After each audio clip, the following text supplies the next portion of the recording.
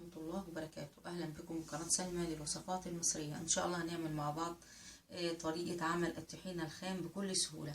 الطحينة الخام بتعمليها ببيتك، بتوفر لك وتبقى حاجة نظيفة كمان في بيتك. المقادير معانا سهلة جدا، متواجدة في كل بيت.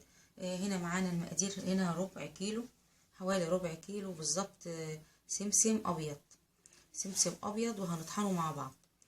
هنا كوباية دقيق او ربع كوبايه او ربع كيلو. الزيت ده انا عملته كوبايه بس، حسب ما تلف معاكي، يعني ممكن تاخد الكوبايه كلها، نص كوبايه. وهنا فول سوداني برضو حوالي كده كوبايه او ربع كيلو برضو. المقادير كلها ربع كيلو ما عدا الزيت مش هقدر احدد لك قد ايه بالظبط، حسب ما تلف معاكي. اول حاجه انا هاخد السمسم ده، يعني مش هحمصه، لا انا يا دوبك هعمله على النار كده، اطير الرطوبه كده منه بس على النار. السمسم اهو بعد يعني مش حمصته، يا دوبك خليته كده يعني على النار شويه، علشان اقدر اطحنه وما يلزقش في الكبه. هنطحن هنا طبعا السمسم في الكبه لازم يطحن، نطحن بالطريقه دي. طحنت السمسم كده، تطحنيه طحن جامد ناعم خالص كده، وهكمل الباقي. طحنت السمسم كله كده بالشكل ده، الربع كيلو. طبعا لازم يكون السمسم ابيض، وتطحنيه طحن كويس كده. الفول هبدأ اطحن فيه. طحنت الفول ده، هو هيبقى كده لان طبيعي الفول فيه زيوت اهو. انا لازم اطحنهم كويس عشان لما ادوبهم مع بعض في الخلاط ما يبقاش خشنين اهو بالشكل ده. طبعا انتي لو عايزه مثلا ما تعمليش دقيق، هما طبعا الطحينه بتاع بره بتبقى كلها دقيق عشان تزود الكميه. لو عايزه تعملي سوداني وسمسم بس اعملي، لو عايزه يعني بس تكتفي كده اعملي، بس الدقيق برضو كويس بيربط وبيزود الكميه.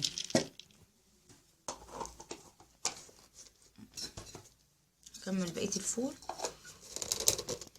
انا طحنت الفول السوداني والسمسم وخلطتهم على بعضهم كده.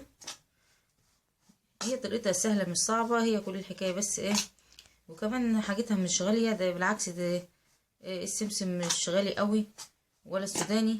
انت بتجيبي حاجات بسيطه يعني رباع حسب ما تحبي. طبعا عايزه تعملي اقل من الربع اعملي، بس لازم يكون المقادير كلها زي بعضيها، يعني كوبايه كوبايه كوبايه. لكن الزيت اللي مش هقدر اتحكم فيه صراحه، الزيت حسب ما ياخد. وهضيف عليهم بقى الدقيق بيزود الكميه وبيربط معانا برضو. بس انا قلبت كله بالشكل ده. هنبتدي بقى نحطهم في الخلاط. هضيف كله في الخلاط، الدقيق والسوداني والسمسم. لو عايزه تعمليه برضو بسمسم ودقيق وزيت بس ممكن عادي، الطحينه تبقى كويسه قوي. بس هضيف كله مع بعض كده. انا ما خدتش كوبايه الزيت كلها، يعني سبت شويه كده، يعني تلت تحت كده، يعني حاجه بسيطه كده تحت او ربعها كده. هبتدي اخلطهم بقى في الخلاط كلهم، السمسم والزيت والسوداني. وزي ما قلت لكم طبعا انا ما خدتش الزيت كله، هحط شويه بشويه، هي حوالي كوبايه، وهنجرب ان شاء الله هنشوف ما تاخدهم كلهم ولا لا. بقت جاهزه معانا اهي. هي خدت، انا على الكوبايه دي زيت انا حطيت كمان نصها زيت. لو انت عايزاها بالسمك كده، عايزاها سمكها تخين بس عشان تمشي في الخلاط، ضيفي لها النص التاني على الكوبايه الاولانيه زيت عشان تبقى بالسمك كده اهو. طبعا هي طبعا تعتبر موفره. هتقولي طبعا زيت وسمسم وفول موفره ازاي؟ لان اصلا طحينه اللي انت بتشتريها بره اغلبها بيبقى يعني بتبقى عيش مبلول، او ممكن بتبقى مليانه دقيق. فدي الطحينه الاصل اللي انت هتاكليها اصل وتستخدميها اهي. تبتدي بقى نحطها بطرمانات وبتستخدميها. بتجيبي عبوات ازاز بطرمانات عاديه خالص، وبتصبي فيها الطحينه، بس لازم تكون ناشفه خالص من جوه. في حاجه انا عملتها يعني مش عايزاكم تقعوا فيها، يعني غلطه.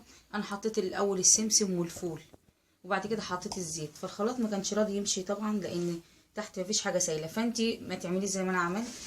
انا قلت حبيت اوضح لك يعني عشان ما تعملهاش. انت حطي الزيت الاول وبعد كده السوداني وبعد كده السمسم، يعني زي ما خلطناهم على بعض وتخلطيهم عشان يعني انا حطيت في الاول السوداني والسمسم وحطيت الزيت وفضلت اقلب لغايه ما وصل الزيت لتحت. فحبيت اقول لك طبعا عايزه تخليها سمكها خفيف زودي. انا حطيت كوبايه ونص زيت، عايزه تعملي زياده زودي. الدقيق برضو حاجه في ايدك، عايزاه يبقى زياده يزود الكميه. انا حطيت حوالي كوبايه بالظبط او ربع كيلو على المقدير، ربع وربع وربع. والزيت حسب زي ما قلت لك، حسب ما تلفي معاكي او حسب ما انت عايزه السمك. حبيت يعني اوضح لك الملحوظه دي. انا كده خلاص الطحينه بقت جاهزه معانا اهي. طبعا انتوا عارفين استخدامات الطحينه كتير اهي. طحينه ببيتك حلوه، استخداماتها كتير. نعمل سلطه الطحينه استخداماتها كتير. تعملي طحينه بعسل، طحينه مع الفول. سلطه الطحينه طبعا بتتاكل مع الكفته والمشويات كل حاجه اهو.